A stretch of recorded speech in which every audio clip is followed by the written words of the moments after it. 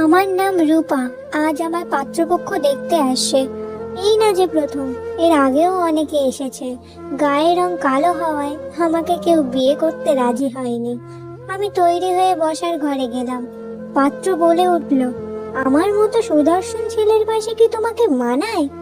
কথাগুলো শুনে সেখানে আর এক মুহূর্ত না দাঁড়িয়ে আমি চলে আসলাম। বাবা বলল, বাজারে বিষ পাওয়া যায় জানো, সেটা খেয়ে মরতে পারো না। মা বলল।